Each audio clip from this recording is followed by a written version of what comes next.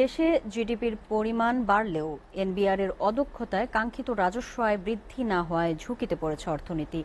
2041 সাল নাগাদ রাজস্ব ক্ষতির পরিমাণ দাঁড়াবে 50 ট্রিলিয়ন টাকা, যা বর্তমানে বাজেটের প্রায় 7 গুণ।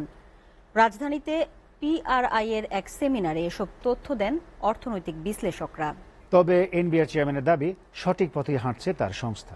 এদিকে সরকারের মেগা প্রকল্পে বিনিয়োগের সুফল আসছে বলে জানিয়েছেন অর্থ প্রতিমন্ত্রী। সাজ্জাদ জাহানের প্রতিবেদনে দেখুন বিস্তারিত। জিডিপির প্রবৃদ্ধির হার 10%-এর নিচে থাকলে কোনো দেশ উন্নত হতে পারে না। পলিসি রিসার্চ ইনস্টিটিউট পিআরআই এর তথ্য বলছে, বর্তমানে বাংলাদেশের জিডিপির প্রবৃদ্ধি 7.6%, যা বিশ্বের সর্বনিম্ন। এছাড়া গেল 12 বছরে বিদেশি ঋণের সুদ পরিশোধের পরিমাণ বেড়েছে 6.5 গুণ। এর বিপরীতে রাজস্ব আদায় বেড়েছে মাত্র 3.5 গুণ। বাজেটের 37% অর্থ ধার করে মিটাচ্ছে সরকার। এই তথ্য উপস্থাপন করে পিআরআই এর নির্বাহী পরিচালক বলেন, 10 বছর আগে এই হার ছিল 22%। এমন পরিস্থিতিতে রাজস্ব আদায় প্রক্রিয়া সহজ করার তাগিদ দিয়েছেন ব্যবসায়ী নেতারা। পলিটিক্যাল ইকোনমি চ্যালেঞ্জটি হচ্ছে মেইন, এবং এটাকে ওভারকাম করতে পারলে জিনিসটা হবে। আমরা জানি যে অনেক ক্ষেত্রেই রিফর্ম করতে গেলে, এবং গতবারের ভ্যাটের রিফর্মের ক্ষেত্রে আমরা দেখেছি যে পলিটিক্যাল ইকোনমিক চ্যালেঞ্জের কারণেই এটা করা সম্ভব হয় না।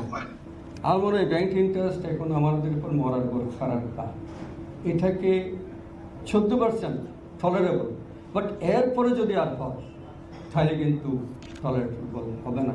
এই জন্য আমি অনুরোধ করব ব্যাংক ইন্টারেস্টটা যাতে আর না পারে। প্রধানমন্ত্রীর অর্থনৈতিক উপদেষ্টা ডক্টর মশিউর রহমান বলেন, দেশের অর্থনীতিকে গতিশীল করতে কর জিডিপির আনুপাতিক হার বাড়ানো এখন মুখ্য। আগামীতে কি হতে পারে এই একটা এক্সপেকটেশন তাদের থাকে, তারা সেই জন্য প্রস্তুত থাকে। এই যে shock to the business community is not going to help anyone, neither the tax collection, nor the economy, nor the business. NBR chairman বলেন, কর দিতে ব্যবসায়ী এবং সাধারণ মানুষের মধ্যে এখনো অনীহা রয়েছে। বেশি ট্যাক্স ইম্পোজ করা যায়, সেটার উপর কি আমি বেশি ডিপেন্ডেন্ট হয়ে ট্যাক্স জিডিপি রেশিও একটা ভালো জায়গায় নিয়ে যেতে পারলে কি খুশি হব, নাকি আমার যেটা ইকোনমিক অ্যাক্টিভিটিস তৈরি করে আমার ইন্ডাস্ট্রি, আমার বিজনেস, সেখানে আমি নজর দেব। আমার উৎপাদন, এগ্রিকালচার প্রোডাকশন থেকে শুরু করে সেখানে আমি নজর দেব। ব্যবসায়ীদের কর রেয়াত কমাতে এনবিআরকে পরামর্শ দেন অর্থ প্রতিমন্ত্রী ওয়াসিকা আয়েশা খান। বলেন, সরকারের নেয়া বড় বড় প্রকল্প থেকে রিটার্ন আসতে শুরু করেছে।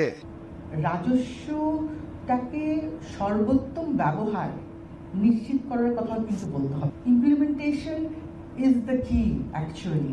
হোয়াটএভার ইজ বিং কালেক্টেড, সেটা যদি আমি ইমপ্লিমেন্ট করতে না পারি সঠিকভাবে, অপচয় ব্যতীত, তাহলে তো যা কালেক্ট হচ্ছে সেটাও তো তেমন লাভ হবে। শুধু রাজস্ব আহরণ নয়, বাস্তবায়নে মনোযোগী হওয়ার তাগিদ দেন ওয়াসিকা আয়েশা খান।